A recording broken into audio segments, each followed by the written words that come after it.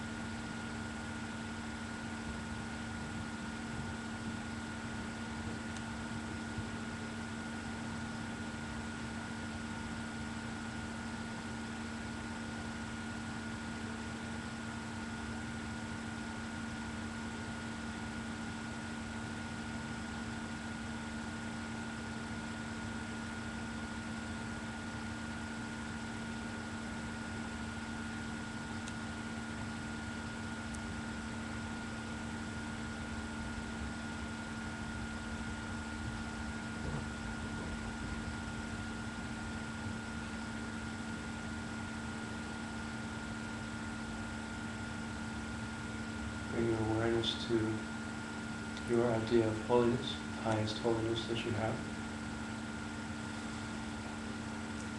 Feel that, reflect upon it, get clear about it. Whether it's a being, an idea,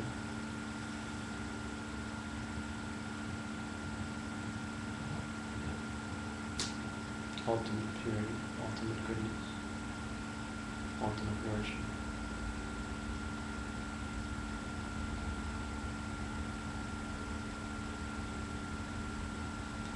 And invite the manifestation of that to join you here, now.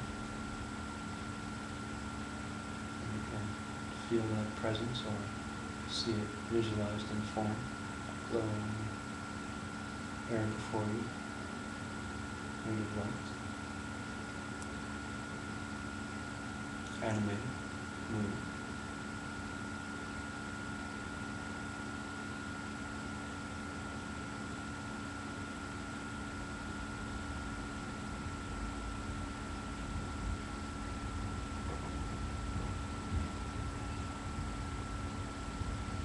Acknowledge in some way that this is the highest goodness that exists. You can bow down and prostrate and do whatever you wish in your mind.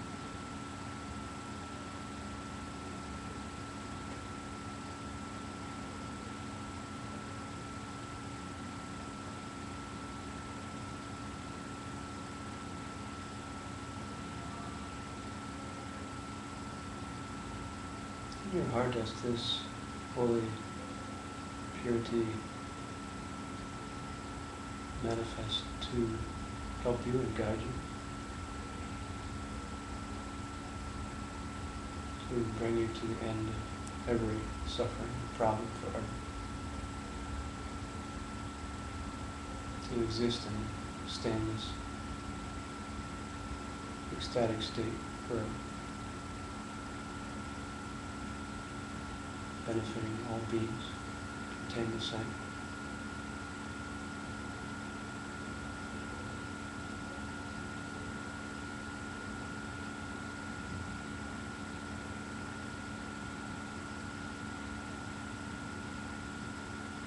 of some small goodness from the day.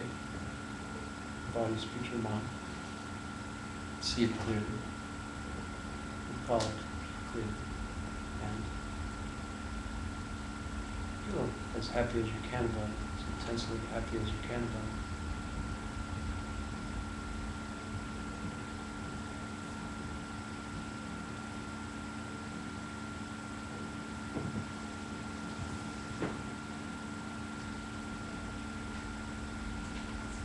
And offer that as a gesture of aspiration to become like that.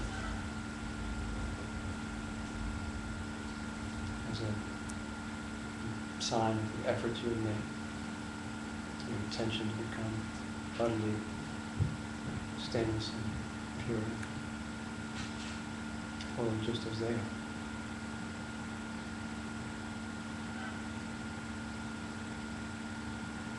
Think of whatever negativity of body, speech, or mind undertaken today. And feel some remorse and regret about hurting oneself or others and causing future suffering for oneself.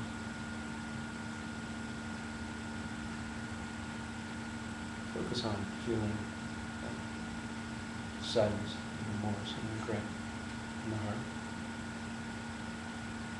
That the suffering existed today and will exist again.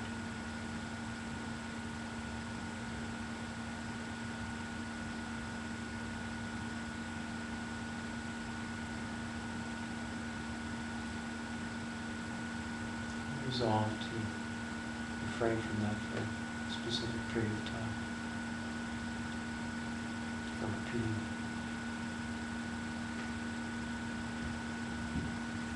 Offer that intention to this holy being, this holy manifestation. Offer that resolve, clarity, aspiration. And ask them to guide you, to sweetly take you and lead you by the hand to the end of your path, to every happiness, ultimate existence, blissful, stainless existence. Sundry, highest bliss and emptiness.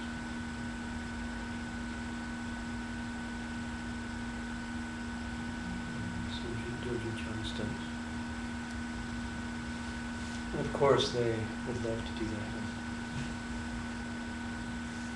Join me. Listen.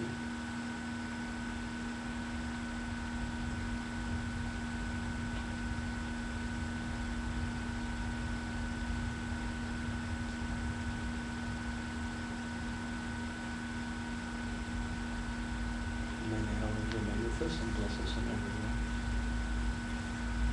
Thank you, holy beings, for coming. Homage to all holy beings everywhere, every manifestation and form.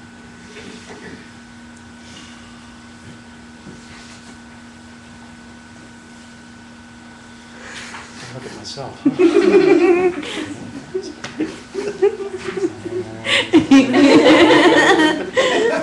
I go to the bathroom before class to make sure my hair is okay.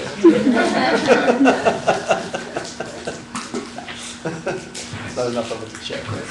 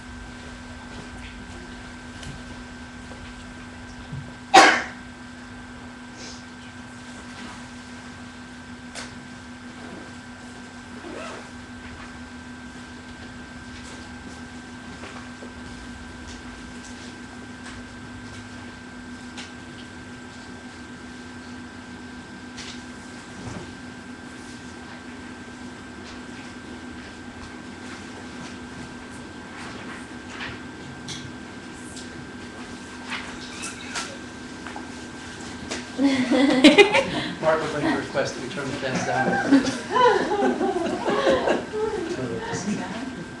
It's creating a breeze. Maybe it's a little bit less. Too much. It's the wind. Yeah, that's nice. Thank you. Okay, is everybody ready? So tonight we're on class number 9. One more to go, and then a review, and then a fun. Tonight's subject is Drempa and Shishin. Please say Drempa. Drempa. Shishin. Shishin. So Drempa is recollection, and Shishin is watchfulness. And Master Shantideva, basically says, look, if you're going to be a bodhisattva, if you're going to keep your bodhisattva commitments, you can't do it without these things. Let's say one takes vows, whether they're aspiring vows or vows to live according to the 6 perfections, the activities of the bodhisattva. It's not possible to actually do those things successfully without recollection and watchfulness, especially in New York City. I don't know about you, but I do my spiritual journal. At the end of the day, you're supposed to think of the 3 best things and the 3 worst things you've done for the day. And I sit down and I go like, damn, I can't think of anything. I just went through the day kind of mindlessly doing all the things I had to do. And it's like, I can't think of any really significant good thing I did to write down in my book today. Of course, I can't think of any significant bad thing I did, so I suppose that's somewhere, right? Small consolation, right? So, that's, Master Shantideva is saying, look, you have to really be thinking and you have to be really paying attention to succeed in one's practice in one's life. And recollection and watchfulness are essential for that. So, what's the difference between recollection and watchfulness? It's similar to when we're meditating. I don't know if you recall course 3 when we did applied meditation. We had, when we sit down to meditate, right? We sit down to meditate and we say, I'm going to visualize Tara for 15 minutes, right? About 45 seconds, well, we probably don't notice at 45 seconds, but maybe 10 minutes into the meditation, we realize that we've been visualizing our mother that we're upset with, and all the problems we're having with her. Of course, maybe that's visualizing Tara for you, I don't know. Right? And so this what happens is we start off with the intention, the idea that we're going to sit here mindfully in meditation, perhaps, and focus our mind on this thing. It's like our Tara mother. And then, it just disappears. 30 seconds later, a minute later, the thing we intended to focus upon is gone from our mind. And something else has just sprung up, seemingly of its own accord, and replaced it. And the mind has been filled with this other stuff, for 9 out of 10 minutes of meditation, because we just didn't notice. Somehow we didn't catch it, right? And so this is the idea of recollection and watchfulness.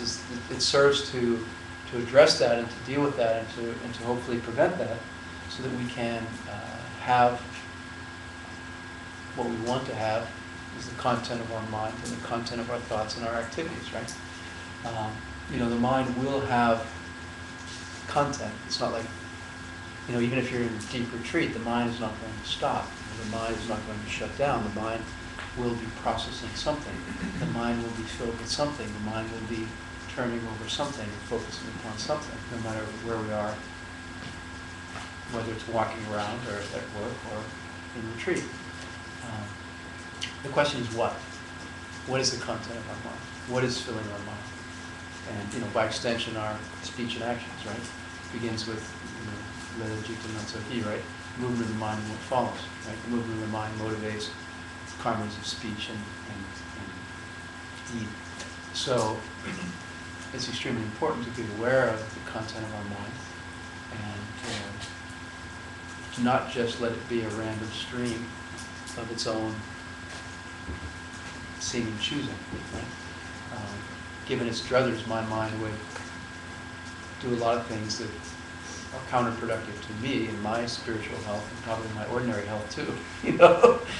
Like when I first got out of college, it was like for dinner I'd have a bag of Pepperidge Farm mint chocolate chip ice cream, a pot of tea, and it's like a substantial quantity of mint chocolate chip ice cream, and that would be dinner, like every night.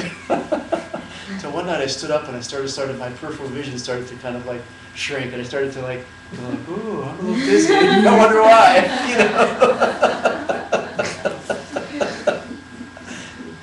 Maybe I should modify my behavior, It's like that spiritually too, right? As we go through the day, as we walk around, So we have to teach ourselves spiritual manners and appropriate behavior and habits, right? So this is where recollection and watchfulness comes in. So important to know the difference and make the distinction. So if we have made or are going to make the commitment to think like a bodhisattva and act like a bodhisattva, then we have to remember to do it, right? It's one thing to come to class or go to a ceremony and say, I promise to be a bodhisattva, I promise to act like a bodhisattva, I promise to have loving kindness and compassion for everyone that I meet, right? Or to make every effort that I can to do that. But then, we walk out the door and it's gone from our mind and we're on to having a stream of direct flowing through our mind and filling our mind, perhaps. Or neutral activity or other smaller virtues, perhaps, right? If we're lucky. So without recollection, we're not even going to remember that we want to be a bodhisattva, right? We're not even going to recall that we aspire to be bodhisattva, unless we just have the good fortune that it naturally pops into our mind of its own accord, So watchfulness is different, right? This is part of the mind. It's like setting the watchman in the mind, setting part of the mind to be the watchman, which is aware of what the mind is doing. And it's sort of, I suppose in psychology you call it meta-consciousness or something like that, right?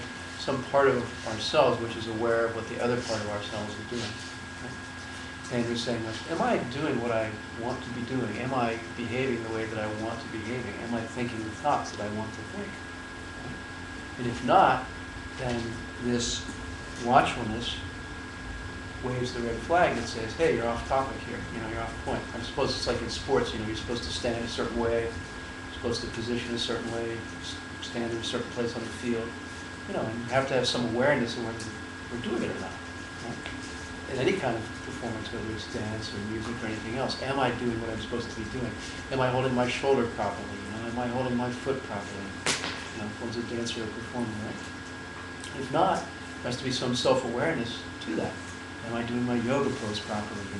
Am I dropping my heels in downward dog, or are they, am I just sort of like, never mind. So this is the watchfulness, and it serves to remind us that we're not doing what we resolved to do and what we set out to do. And in our day-to-day life, the idea is when we set out at the beginning of the day is we have some intention, right? Hopefully when we begin our day we have some kind of intention about how we're going to do that. Ideally we'd have some practice where we wake up in the morning and set our aspiration and set our intention, perhaps even before we get out of bed. Okay, I'm awake, while I'm alive, why am I here, what for?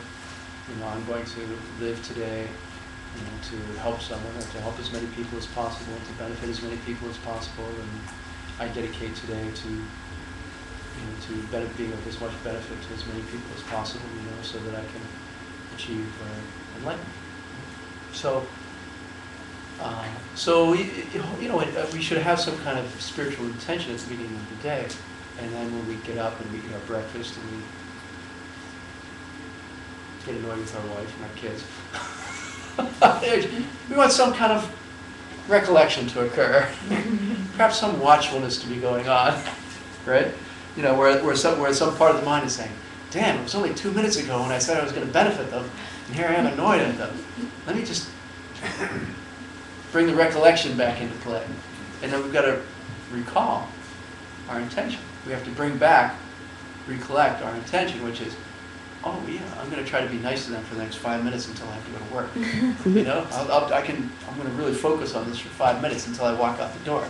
And that's the point, right? Is we have to recall, we have to be aware, we have to recall what we're trying to do and what we're supposed to be doing, because otherwise it's just mindless living. It's just this sort of oblivious stream of consciousness, whatever happens, sort of living, right? Which is not the Buddhist path, it's just ordinary life, right? So we're trying to do something different than that as Buddhists, hopefully. So Master Shantideva talks about these two.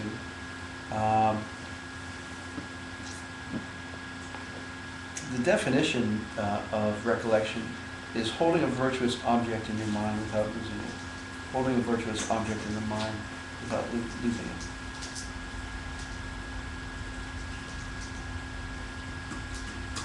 In our case as bodhisattvas, the idea is might be compassion or love or restraint that we're holding in our mind.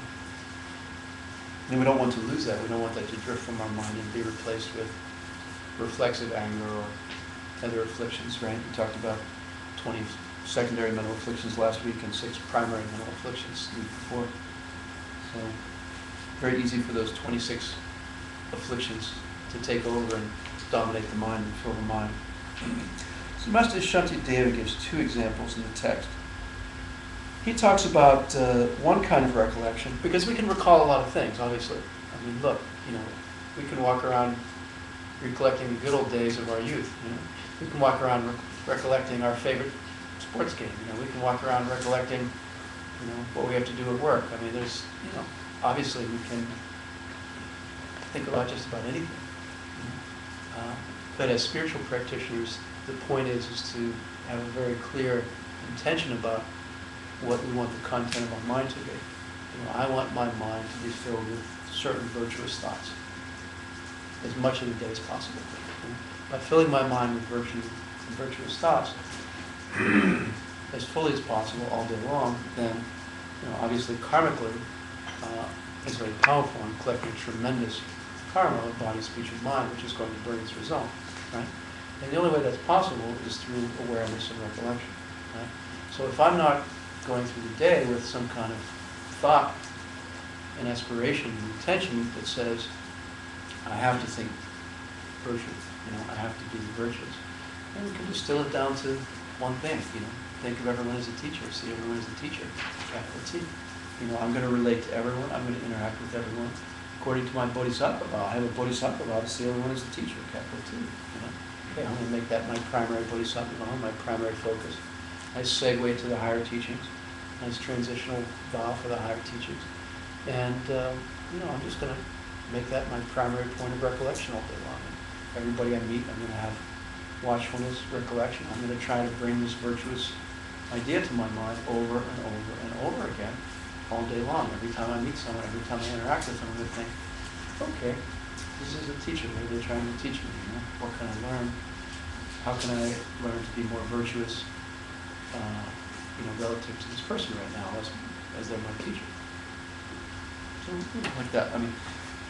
But anyway, Master Shantideva, so the point I was making, I don't know if I finished it, the point I was making was, is we have to, as spiritual practitioners, Buddhists, it's very important to be aware of what our intention is and what it is we're trying to recall and be mindful about, which is how much of the time is my mind filled with virtue? What percentage of the day am I virtuous?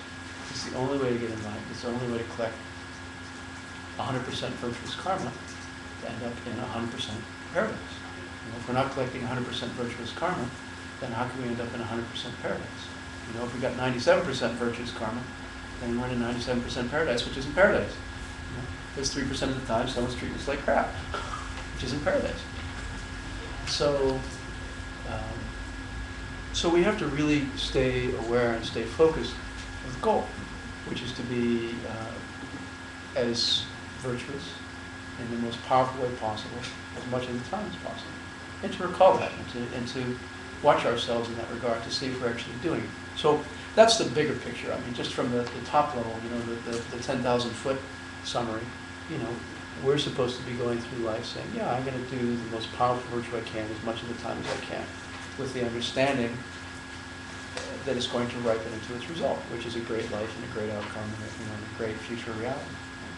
And the more I do that, the faster I get the result. And the less I do that, the longer it takes to get the result. And the wimpier the result is, right?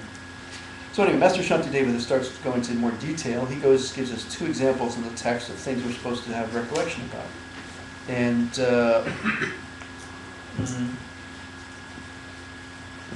one of them is the three jewels. He talks about having recollection of the three jewels. It's called the three close recollections. We're calling the three jewels.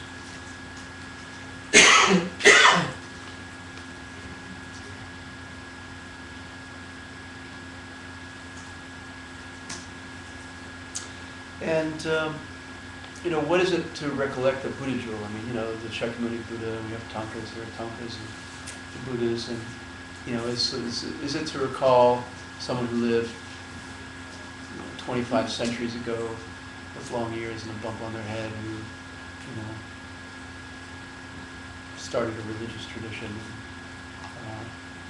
I think for most of us, probably there's a feeling it's not very relevant to our life to recall the Buddha. We don't generally talk to the Buddha on a daily basis. We see them. We see teachers and lamas. And, so, is it useful to recall someone who lived 2,000 years ago, more than 2,000 years ago, and who wore different clothes and is not really very relevant and immediate in our lives? So that's not what they're talking about. It's not what the Buddha jewel is. The Buddha jewel is what? We've covered it a couple of times. Anybody remember? The mind of the Buddha? The emptiness. Emptiness of the Buddha? When Master Shantideva says to think about the Buddha jewel, he's really referring to mainly thinking about their good qualities. Right? Think about what the Buddha's like, right? Like, what is a Buddha like? There's the body and the mind of an enlightened being. Any enlightened being, doesn't have to be Shakyamuni Buddha. So think about the bodies of a Buddha. There are two different levels of physical bodies for an enlightened being. There's a body which is in paradise, right? and there's the body which can be emanated.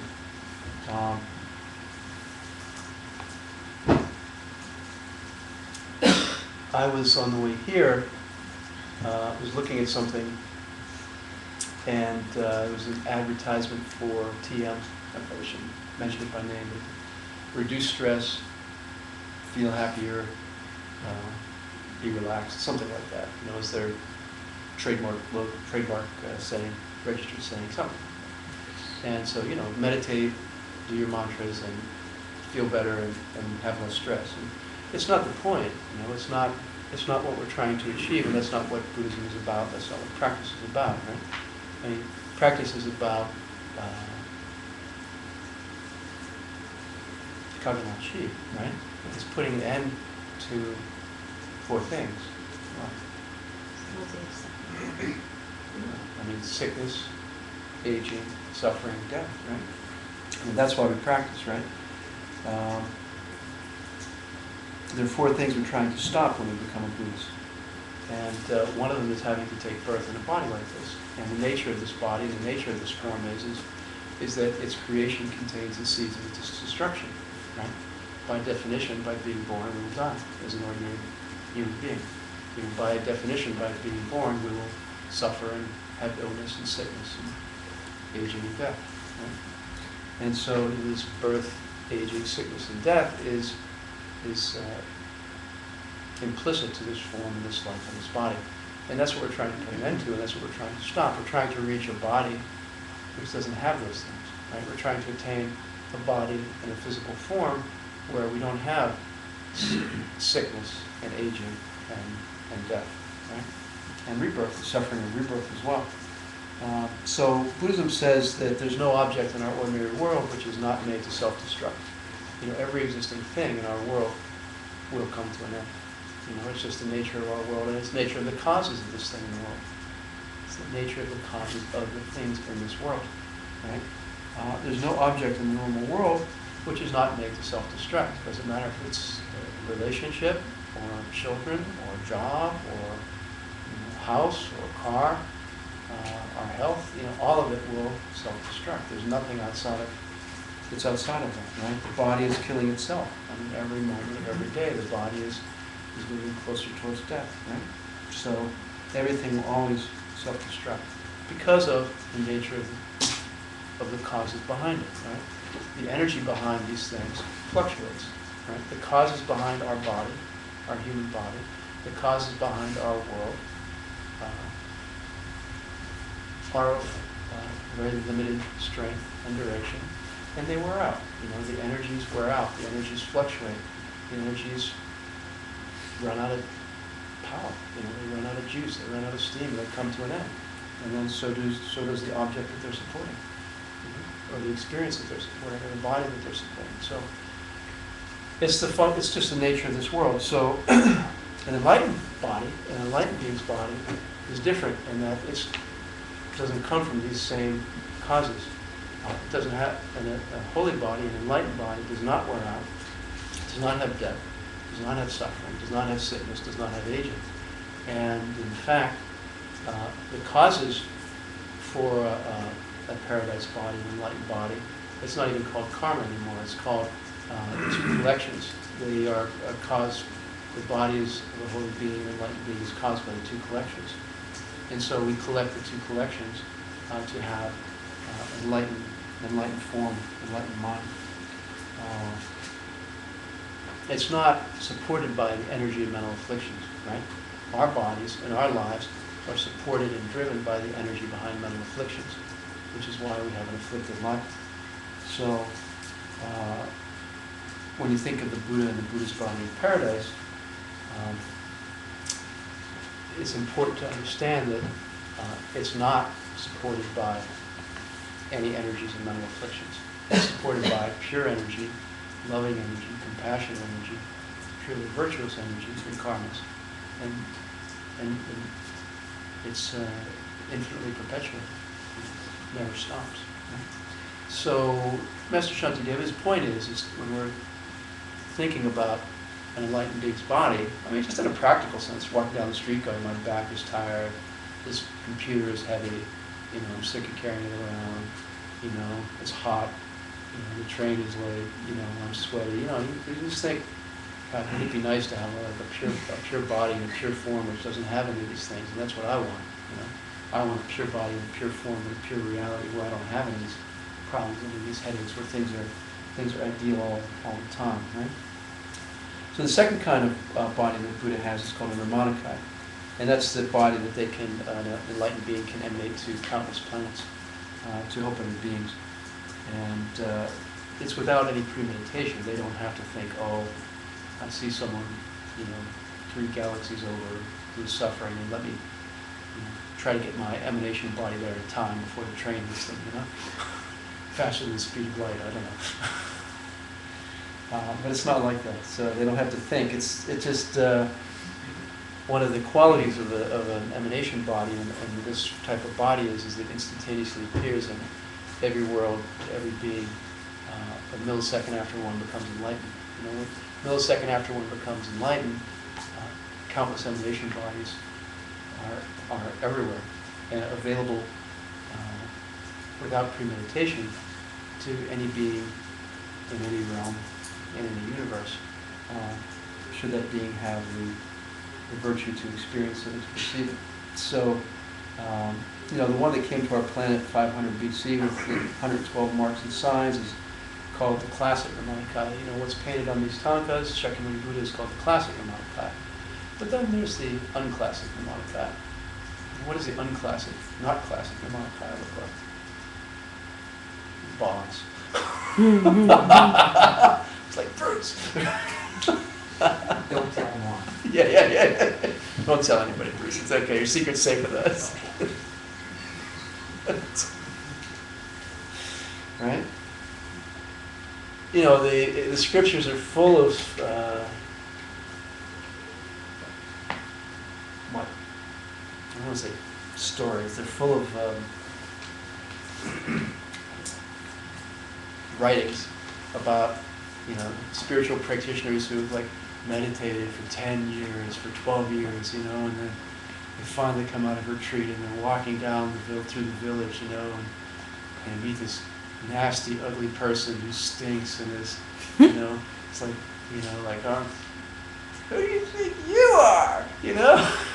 You know, and they're like, and I didn't really like act respectfully or do anything, you know, out of the ordinary to this person who had 34 signs of ugliness, you know. I mean, they actually enumerate like all of the uglinesses, you know, and all of the nastiness, and then I realized at the last second that they were a holy being, and then they disappeared. You know, and I was like, so stupid, and I really blew it. You know, it was such an opportunity, and I just totally wasted it. You know, this would be the unclassic Nirmanakai. Would be the stinky beggar on the subway next to us, right? Would perhaps be an example of the unclassic Nirmanakai, or the people in this room. You know, I have no idea. If I can't read your minds, I have no idea who in this room is enlightened or not enlightened. You know, I mean, who knows how many people here are manifesting for my benefit and for, you know, for our benefit. And the same is true of every single person we meet walking down the street. You know, we have no idea if, you know, we're the last unenlightened person in existence, and every other being is just a, you know, manifestation playing out a play to help us get to where we need to be. You know, maybe yes, maybe not. So that's the unclassic Nirmanakai. Right? It can be anything. It can be anybody in this room. It could be the breeze today. It was a little rough, you know, for the video. It was a little too strong for me. You know, it could be anything. It could be a tree, offering shade. You know, it doesn't have to be any particular form. So holiness, I mean, really, holiness and purity can manifest in any form, right? That's really the bottom line. Cut to the chase. So Master Shantideva is saying, keep your mind on the ultimate goal, 3 jewels. And as far as the Buddha is concerned, as we walk through the city, you know, keep our mind on the fact that we're trying for that. You know, as we're walking around the streets, seeing sweaty, ugly people going like, you know, I want to see like angels and like beautiful, idyllic people around me all the time. And I want to be one of these beautiful, idyllic people. You know, and I'm practicing.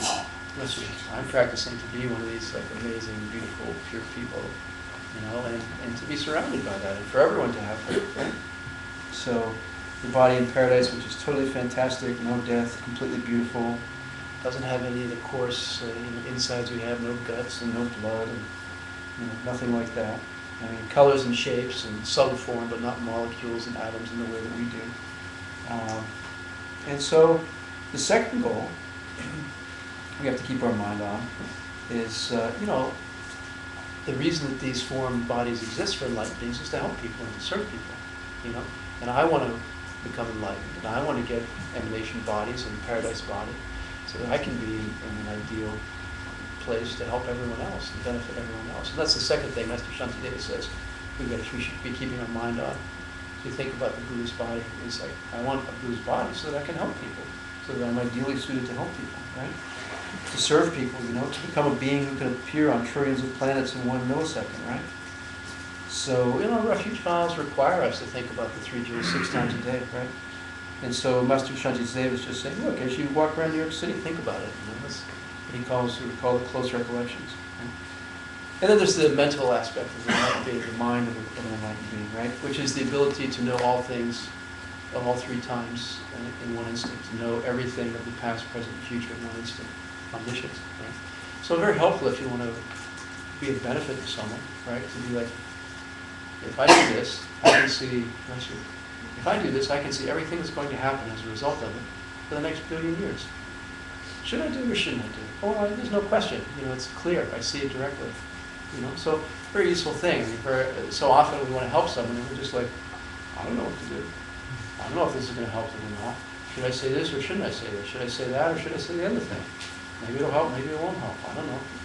So, that's basically our current stages. Even if we want to help, right? Even if we really have some kind of deep desire to help, we don't know if we can. We don't know if we're doing the right thing. So that's one of the qualities of the mind of the enlightened being is you can help someone perfectly because you know everything of the past, present, and future in every instant. So, it's infallible in that way. Okay, very useful thing to help people, right? If we could reach that point. So then there's the emptiness of the emptiness body of the Buddha, the Dharmakaya, in the sense of the emptiness of an enlightened being or a Buddha. And that's the emptiness of the Buddha's mind. Geshe Dralungpa, who wrote the Tenrim Chenmo, which Jisokapa used as a basis for the Lamrim Chenmo, Geshe Dralungpa says this is the essence of the Buddha jewel, the emptiness of the Buddha. You finally come to it. Right? The emptiness of the Buddha is the essence of the Buddha jewel, but it's not enough, according to Master Shantideva, to just say, oh yeah, the Buddha's empty, I'm thinking about the Buddha jewel. It's not, it's a little, what should we say? Trite? I don't know. It's maybe not the right word, but there's a lot more to it, and to be thinking about it in a much more extensive way. I know in my case, and I think perhaps in our case in general, it's very easy to drop back to sort of certain catchphrases. That's really what I was trying to say. Is, we have these catchphrases, and we just repeat these catchphrases, and I'm like, what's the word for that? Troops. Casual. Cliche. Lingo? Yeah, it's like a cliche. Anyway, I can't quite come up with the word. So we just drop back to these cliches, and it doesn't register on a deeper level. It's just on the surface in a way. It's just a passing thought that just goes through our mind in a fleeting way, and it doesn't really get down into our being. It doesn't get down into our heart and into our behavior. Whereas if we're walking around going like, yeah, I'm having this visceral experience of being hot on the subway and being around this crazy person and thinking, well, let me think about the Buddha and the qualities of Buddha, and is this a Buddha or isn't this a Buddha, and could I would love much prefer to be in some beautiful paradise right now surrounded by beautiful beings rather than these crazy nutters on the street, and so it's much more powerful to have an extensive train of virtuous thoughts rather than a fleeting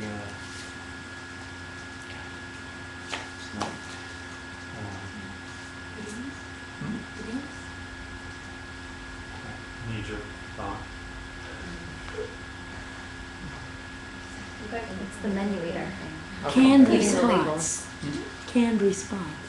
Yeah, canned response. I Yeah. think it's like Attacking. Alan Yeah. Watts says being a menu eater, like eating the label for it, Yeah. not the substance. Yeah. Just have a question. So if the Buddha is omniscient, I was curious about what is the emptiness of omniscience? Because you'd think that omniscience would have certain qualities. Do you know what I mean? Like the emptiness of omniscience, like because when I think of the emptiness of something, I think that you're going to experience it in a certain way. But You know, it's very, in a way, it's easy to overcomplicate it. Like people talk about so many of these things, like, I hate to even mention it because we'll get sidetracked, free will and all the rest, right? You have to go back to defining what emptiness is, right? Empty of self-existence, okay? Is omniscient self-existent? Is there a fixed future which exists in one way alone from its own side? No. So that would be a self-existent future, right? So the future is empty of self-existence, right? The future is not self-existent. It's lacking self-existence, right? So if you talk about omniscience, right, is the ability to see everything of the past, present, and future simultaneously. Does that reside in something? Is it self-existent in some way? Does it exist out there in some way, somehow, somewhere? No, it's empty. Omniscience is empty of self-existence. Right? Omniscience lacks existing from its own side. It's cause. Right? It's not, the same is true of everything else that becomes these sort of confusing, like free will, is the future predetermined, kind of all these things that people get wrapped up in. It's just, you just have to think clearly about what emptiness means, and then it becomes very clear and very obvious and very straightforward.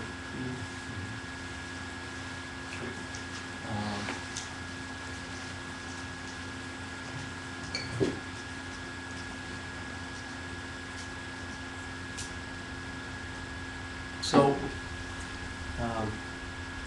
when we think of the Buddha's wonderful qualities, one of the things we have to think about is the Buddha's emptiness, right? And one reason is that on the path of seeing, when we experience emptiness directly and ultimate reality directly, when we come out of that experience, we actually meet the Dharmakaya. We experience the Dharmakaya directly. So in a sense, we met part of an enlightened being. We met the mind of an enlightened being. We come out of the direct perception of emptiness. And that's very important, emptiness at that moment. Experiencing that and understanding that and recognizing that is a very important aspect of emptiness. The emptiness of the Buddha is what allows him to be a Buddha and become a Buddha, right? If a Buddha wasn't empty, no one else could ever become a Buddha. There would be one for all time, and he exists from his own side, and we'd all be SOL, right? We'd be stuck. So the emptiness of the Buddha's mind is extremely important because without it, if he were ever a plain old guy, he could only be a plain old guy.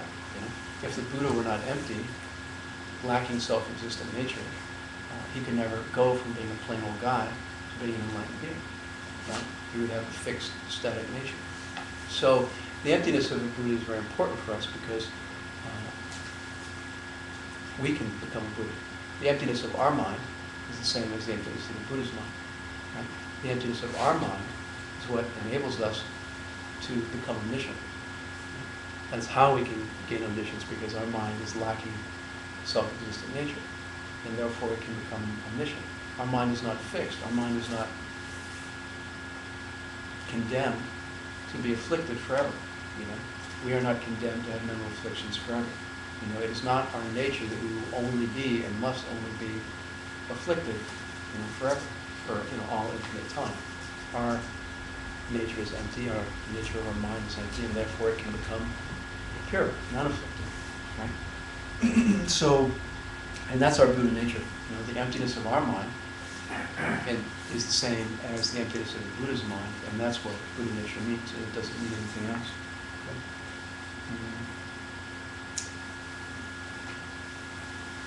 It's not, sometimes I remember there's some popularized books, there's some popularized Buddhist books where they say, find your Buddha, polish yourself up, and brush off the dirt and dust and reveal the shining light inside your heart that's always been there, you know, and you'll be a Buddha if you can just buff up enough or something, I don't know.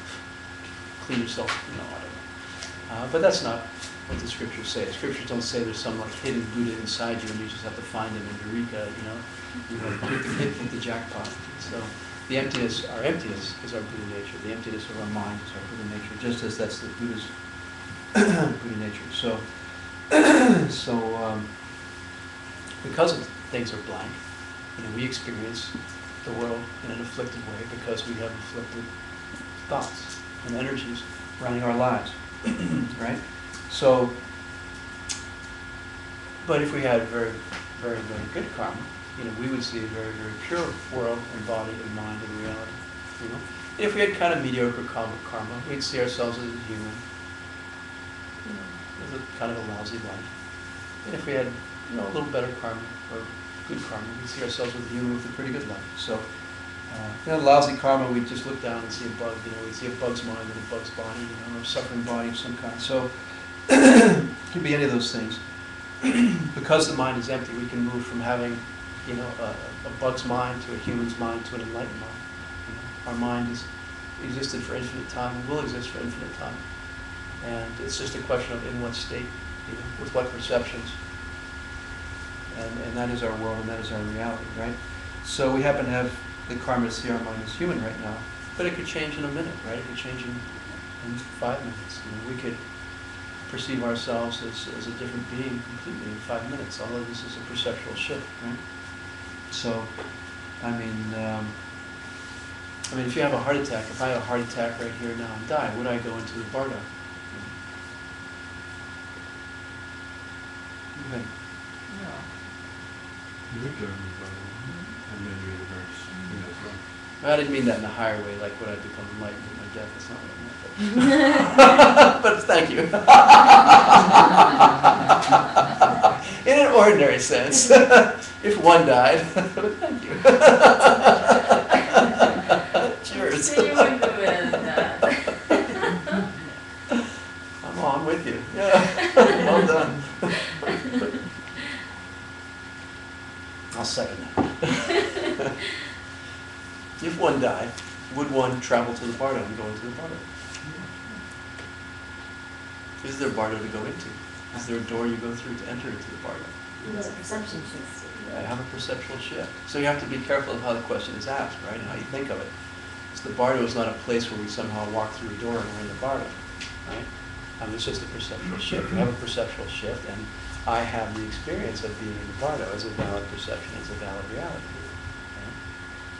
So there's no such thing as a self-existent bardo, or self-existent human, or self-existent anything. You know, it's a function of what perceptual configuration will arise and manifest as my mind and body and reality and world and experience, right? So, you know, we can go from one condition, from human to bardo to paradise, in a very short period of time, or, you know, to whatever experience, right? So it's just a perceptual shift. So everything depends upon our projections, and they're shifting 64 times per instant, 65 times per instant, right? So, therefore, the emptiness of the Buddha's mind is important. Okay, the Buddha's mind is shifting 65 times per instant, but to pure awareness, right? It's a good question. If the Buddha is perceiving everything in the past, present, and future simultaneously, are they having more than 65 ripenings per instant? I don't know. Couldn't tell you. But it's an interesting thought, right? Are they like at super speed? You know? Yeah. How can omniscient mind be anything other than steady state? What does that mean? Steady state. It means there isn't any shifting, not 64 times a second or once a year. If it's omniscient, then it is full and complete in its own presentation. And if it somehow left its current presentation for any other presentation, self-aware subject-state presentation, then which one of the two was the omniscience? Because if they're different, then it defies logic to say that they're both omniscient. So are you saying that if there are multiple possible outcomes, for example? No, if there are multiple possible subject states attributable to the omniscient mind, then it can't be omniscient. Well, if it's omniscient, then it can only have a singular, unchanging state of mind. Ah. Because a deviation from the omniscient mind is something which, per definition, is something other than omniscient. So here we have to get into the distinction of changing and unchanging versus permanent and impermanent, right? So, and it's an important distinction. So, if a mind fluctuates, by definition, it's change. Right? Can something be perceived without a mind moving or fluctuating? So therefore, if a Buddha is perceiving and sentient and has a mind, it has a changing, fluctuating mind. But it's permanent. It never ends. So it's permanent and changing rather than permanent and unchanging. It's a permanent state, permanent status. So by definition, anything which is sentience, that means the movement of the mind, right? And when the mind moves, the mind fluctuates. That's tied up with sentience. So the thing I would say, Bruce, about this, the Buddha's awareness, and I don't know, I haven't seen it, is that first of all, they're perceiving both levels of reality simultaneously. Right? So, at the level of ultimate reality, there's existence free of conceptualizations, whatever that is, whatever that looks like, right? No conceptualization of John, Bruce, and this person and that person, and all the rest. But still, something there in existence and awareness and perception. And then they're perceiving conventional reality, all conventional reality of all three terms. Right? So the Buddha does constantly perpetuate their state by only doing virtue all the time. Okay? It's not the case, as far as I understand it, that once a Buddha becomes enlightened, they're all of a sudden immune from the laws of karma and outside the laws of karma.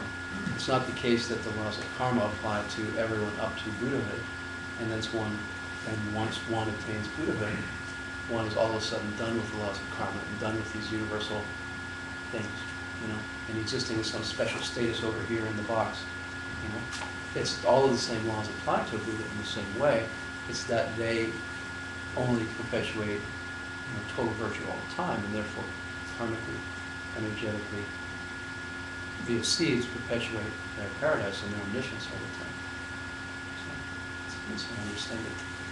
And it's beyond frankly, it's beyond my comprehension to be able to understand exactly what that looks like. I wouldn't begin to try to understand it or even try to go there. It's some status which is way beyond our minds and our concepts and our way of thinking and understanding. I remember someone told me one time, some teacher, and it was not a Buddhist teacher, but some deep meditative realization. It's like everything is just a bunch of squiggles, Okay, what does that mean? Does that mean like string theory? Like 11 dimensions of like string, strings? I don't know. Like little strings of energy? I have no idea. I can't. It's not addressed here. Let's see.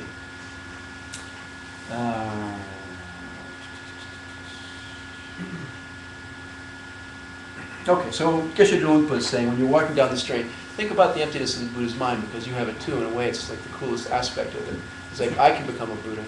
My mind is not self-existently afflicted, and it's not doomed to just have afflictions all the time. My mind is empty, like Buddha's mind is empty, and I can have a completely blissed out, happy mind all the time too. You just walk down the street thinking that is a very powerful thing, and a very useful thing. If we're suffering, or if we're seeing other people suffering, or having a lousy day, or just as a way of thinking, when you're just doing mundane things. Most of what we do is mundane, getting from point A to point B and moving papers around and all the rest, right? So that's the main aspect of the Buddha Jewel. Our future Dharmakaya, which is sort of attached to us right now, is the emptiness of our mind. And that's cool. Our potential future Dharmakaya is already there, the emptiness of our own mind. Okay, then the Dharma Jewel. Most important one is direct perception of emptiness. So, walking down the street, recollecting the Dharma Jewel is thinking about the direct perception of emptiness, right? Mainly. And that's the only thing that can help us, and that's the only thing that can protect us, right?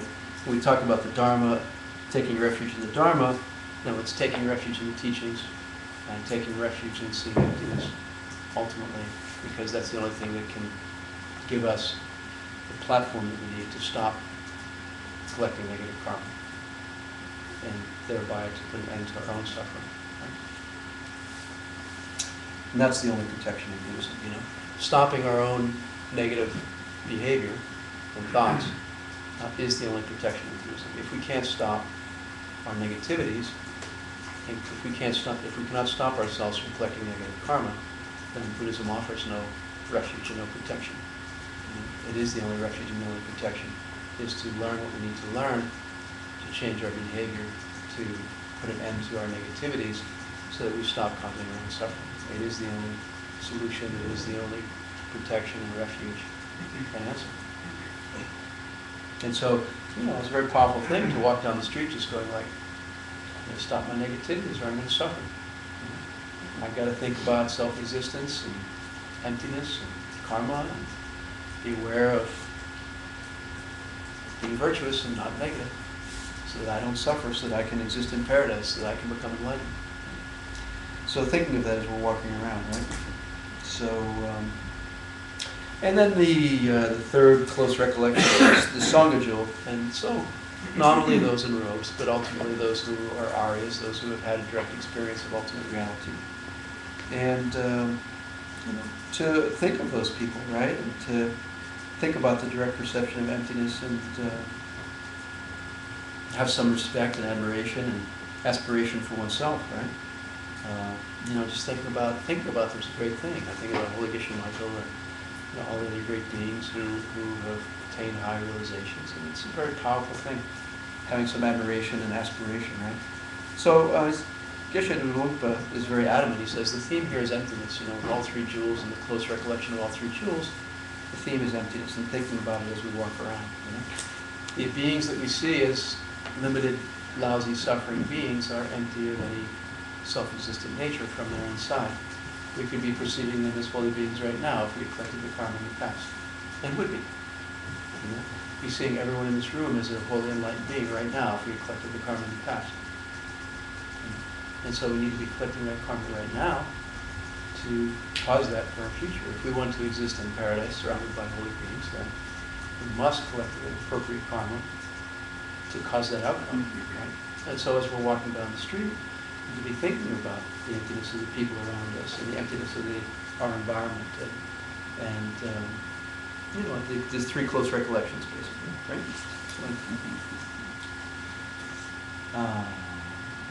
So he says, as you're walking around, have some kind of recollection, and good to recollect the three close recollections of the three jewels. And then that's ultimate recollection.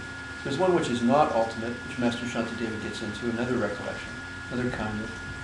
And he says, you choose some virtuous activity for your day.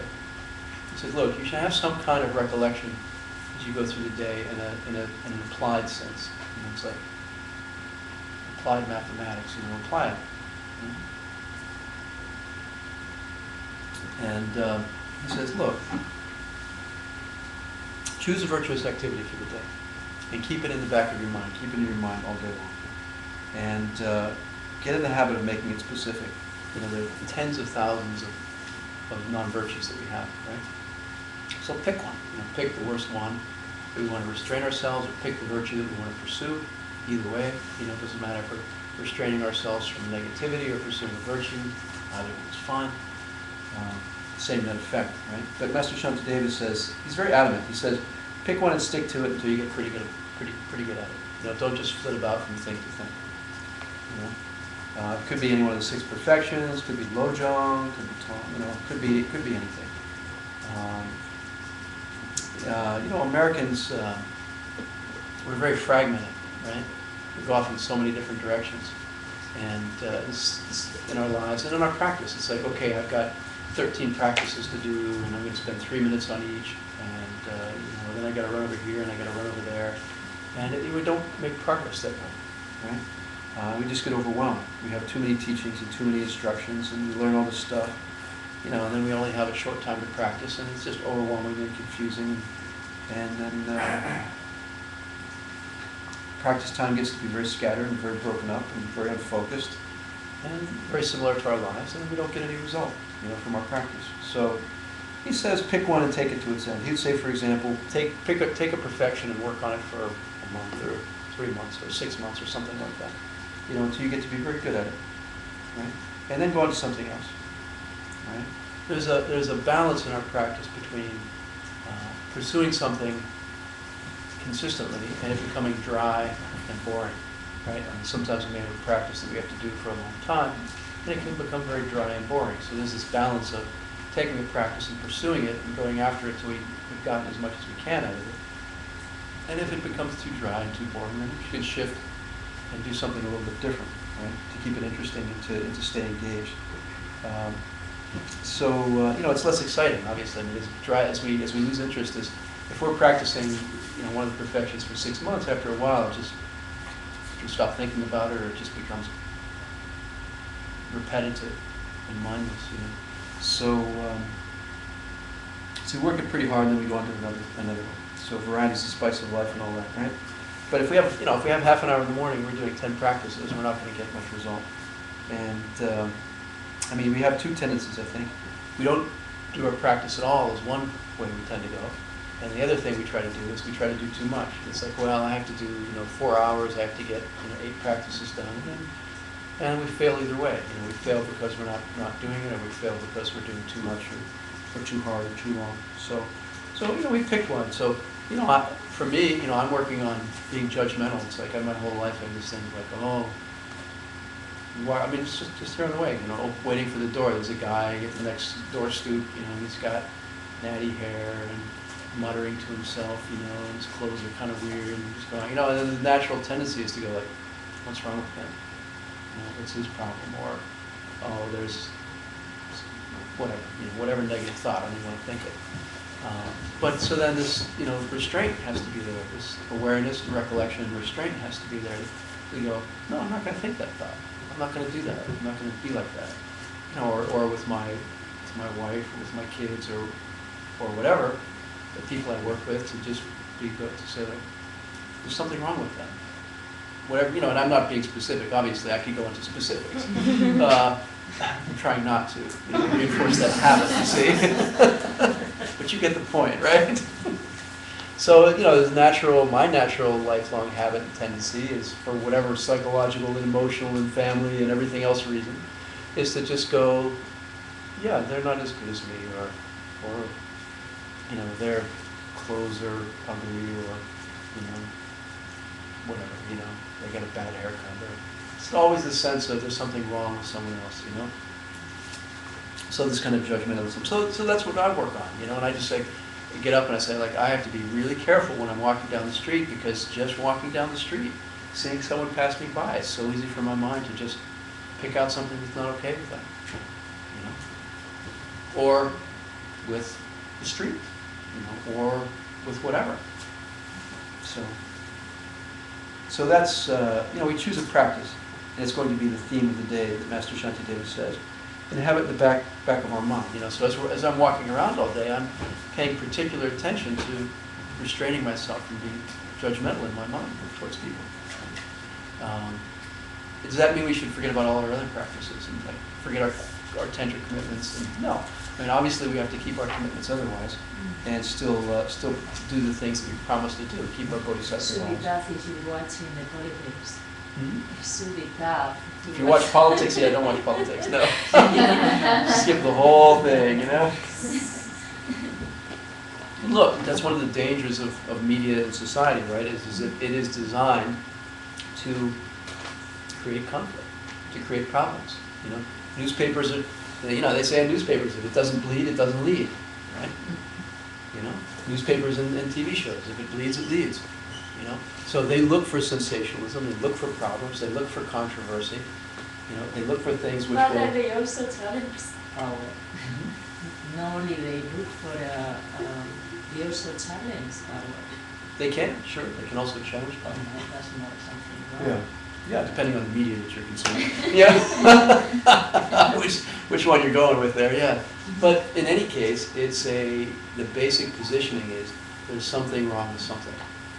Because if there's not something wrong with something, they don't have a basis to sell a newspaper, you know? If this bad thing didn't happen, or this person didn't do something wrong relative to this person, right? And look, does that mean we should ignore the problems of the world? No.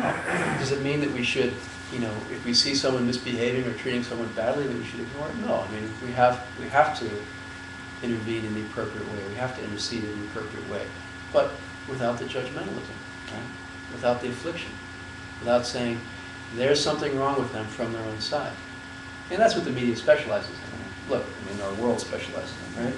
But the media particularly focuses on there's something wrong from the other side, and we're telling you what it is. And you should buy what we're selling. So, anyway. Okay, so as we're walking, so if I'm walking around in the city, you know, and walking down the street, and I should have recollection and watchfulness, right? So what's the difference, right? What would recollection versus watchfulness look like for me as I'm walking down the street? Maybe see the good things instead of the bad ones. Well, what am I trying to recollect? What am I trying to watch? I'm trying to watch from when you get judgmental. Yeah, I mean, you don't want to forget the object of focus, right? My object of focus is my being judgmental. So I want to stay aware of the fact that I tend to be judgmental and recall that that's my behavior, and I need to restrain myself from that, right? And if I forget that, then I'm going to do it, right? So I have to watch myself to see if I have forgotten to pay attention to that, you know? And if it's no longer in my mind, you know, if it's no longer somewhere in the back of my mind, right, then chances are I'm going to do it. Yeah. Well, the watchfulness that you were just describing is itself judgmental. Of me? Yeah. I know, it's so frustrating. I'm judging myself, Bruce. Damn! It's like, it's like an artichoke. I mean, I don't want to do this, so I have to remember not to do this, so I'm constantly occupied. It's a judgmental activity, which is am I performing judgmentally? And so it doesn't seem that qualitatively we're getting anywhere. We're just kind of, there's a circularity. yeah, it can be. Cure, I mean, it certainly can be. the cure is the disease, you know, you were judgmental to start with, you wanted to cure them, you had to observe it, and in observing it and discriminating on your own behavior, engaged in an act of judgmentalism. Yeah. And so what it all was, it's a Chinese fire drill. No, You but know, you like I said, can art. note what you're doing without identifying with it or Yeah, I judging also- what it is that you're doing. Yeah, I feel like awareness itself has, in its definition, some sort of dispassion about what you're observing. If you're truly observing something and judging it, then yes, it's going in a crazy circle. But he wants to cure it. So he's being judgmental in a value-making kind of way. He wants to eliminate it, not just notice it. So as I said earlier when we started, the mind has to have content, right? You know?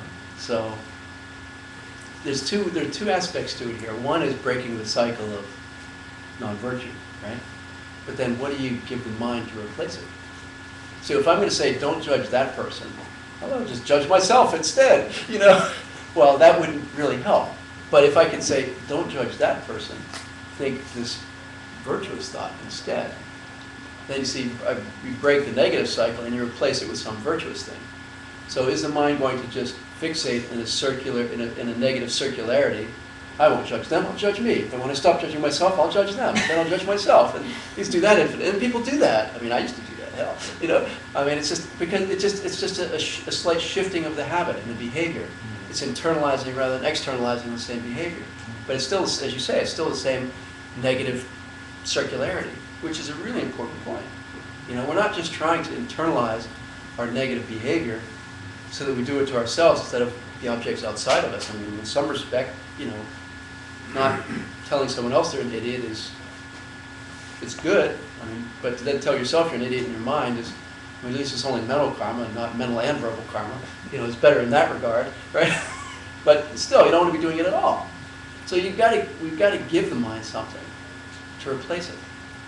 You know, and this is where bodhicitta comes in. This is where compassion and love and, you know, the 6 perfections come in. Because it's not enough to just say, stop it, you're a bad person. Stop it, you're a bad person. Stop it, you're a bad person. Well, you know, where does that get you? Just get you to know that you're a bad person, right? You know, which doesn't really help you, right? And I think we get trapped in that. I really do. You know, rather than, okay, stop that, do this. Stop the negativity and replace it with the virtue. And you know, the greatest value in calling everybody else an idiot is that it distracts you from calling yourself an idiot. Yeah! Are you kidding me? I'd rather they're an idiot than I'm an idiot. That was really the point in the first place. Yeah, I know. And so what's the point of just bringing it back home? Right? Right? Yeah. Yeah, I'm with you, man. We'll go out to a cafe afterward and sit on the sidewalk and we'll just watch people go by. No, we won't. No, never mind. That's creating positive reinforcement here.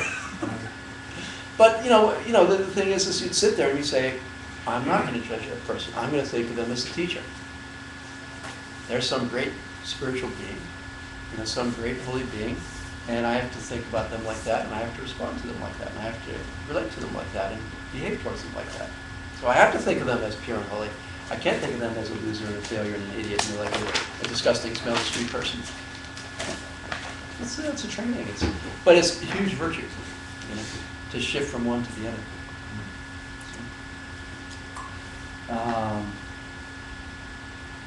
Okay, so that's the idea, is to forget the object of your focus and bring it back to mind. Right? And Master Shantideva says in the text, he joins his palms at his breast, and he entreats us with the following words.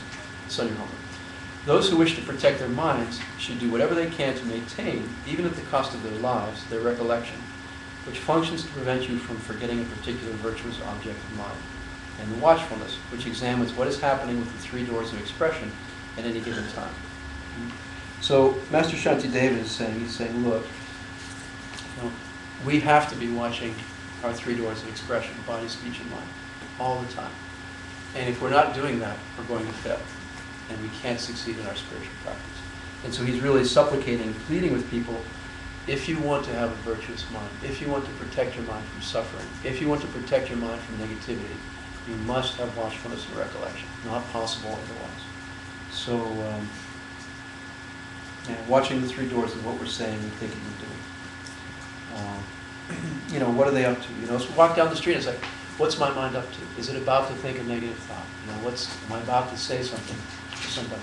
You know, like that, and just be aware of that. So let's take a break, and then we come back. We're going to Master Shantideva talking about how we should behave when we're walking around the street, just physically. You know, like how to act walking around the street when we're trying to deal with all of the stimulus and all of the inputs that we receive and all of the things that we are coming up against. He has various advices about what to do and how to deal with the sensory stimuli of the world, how to practice more effectively with those things and maintain our mindfulness and recollection of that. Did you have a question? Oh, I was just going to comment on the judgment thing, because I feel like when you're... Can you tell me I'm bad? I already knew that. No. I was just going to mention that I feel like when you're using your own discretion to judge a behavior, we actually went over this in the homework for last week. You hate the affliction, not yourself. Right. So the cycle isn't necessarily you judge somebody else and then judge yourself for judging them. What you're doing is judging that particular behavior, because the identification with any kind of behavior is a problem. So. Yeah, exactly. It's like with kids. It's like, instead of saying, what's wrong with you? It's just like, I don't like that behavior, Junior. It's like, Or it's even like, better, that behavior is antithetical to your goals. Yeah. So yeah, it's acknowledging that it's the behavior which is the problem, not me which is the problem. Yeah, there's nothing wrong with me. Right? Okay, please take a break, and then we'll continue.